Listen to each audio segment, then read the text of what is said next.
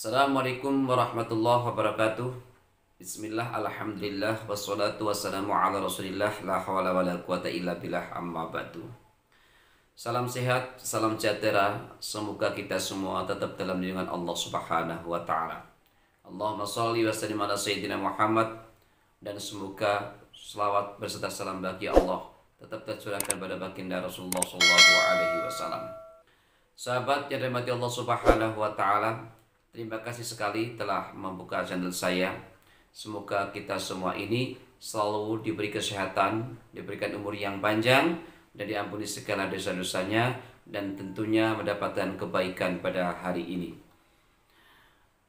Untuk kesempatan kali ini saya akan menyajikan sebuah video yang berisi tentang teks untuk melamar seorang perempuan dengan menggunakan bahasa Jawa yang sangat sederhana dan sangat gampang sekali untuk dihafalkan. Semoga video ini bermanfaat untuk kita semua, dan langsung saja kita simak teksnya. Bismillahirrahmanirrahim. Alhamdulillahirabbil alamin. Wassalatu wassalamu ala asyrafil anbiya'i wal mursalin wa ala alihi wa sahbihi ajma'in, amma ba'du. Nyuwun pangarsanipun para sepuh lan bini sepuh ingkang tuhu kinobekten, para rawuh kakung miwah putri ingkang tuhu kinurmatan. Sagung wonten pangarsanipun Bapak Bambang dalah keluarga ingkang bagya mulya. Sepisan kula sakadang ngujaken puji syukur wonten ngayunan dalam Allah Subhanahu wa taala. Gusti ingkang murpening dumadi ingkang sampun kepareng ngayomi lampah kula sak rombongan awit saking pidhalam kondang dumugi wonten ing papan menika kanthi manggihi wilujeng widodone resekeng rubada. Awit saking punika sumangga kita maos alhamdulillahirabbil alamin. Puji selawat saha karayon mugi tansah lumeper dhateng Gusti Kanjeng Nabi Muhammad sallallahu alaihi wasallam, dadah keluarga suprambah para sahabat, mugi saged lumeber dhateng sagung pendherek kalebet panjenengan lan kula ingkang tansah ngantu sapatipun minjing ing dinten kiamat. Kaping sepisan ngaturaken salam taklim pangabektenipun kanthi atur assalamualaikum warahmatullahi wabarakatuh. Katur keluarga ageng Bapak Bambang dalasan Ibu, sinaratan pepuji mugi panjenengan sakutra pinaringan winantu ing kawilujengan lumeber dhateng sedheripun, amin ya rabbal alamin.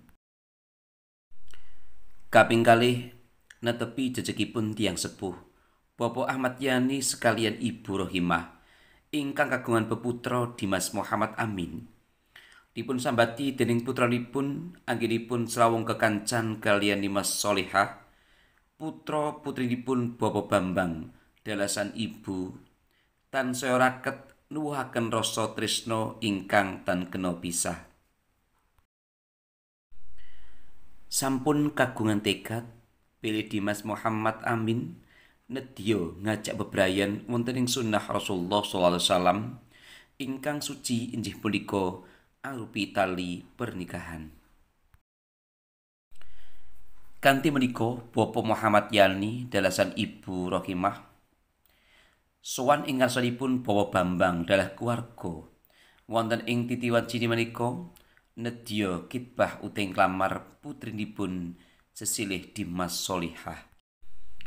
Jangkempi sowan kula sak rombongan, kula aturaken ugi uga rampe minangka pirembagan ingkang arupi cincin dan oleh-oleh sakcekapipun, mugi saged ketampi lan dadosaken tambahing cinaket tali silaturahim antosipun keluarga ageng Bapak Muhammad Yani dalah Bapak Bambang sakeluarga, amin. Mekaten ingkang dados atur kula minangka susulih atur keluarga Bapak Ahmad Yani, mbok pilih wonten kirang trapsila ning tumindak punapa dene keladuking atur kula minggahipun dhateng Suposito unggah-ungguh pakertining basa ingkang boten marani ing penggalih panjenengan sedaya keparenga anggubaraken agunging pangaksama. Wasana kula cekapi semanten menawi wonten kekirangan saha kalepatan nyuwun agunging pangapunten. Kula akhiri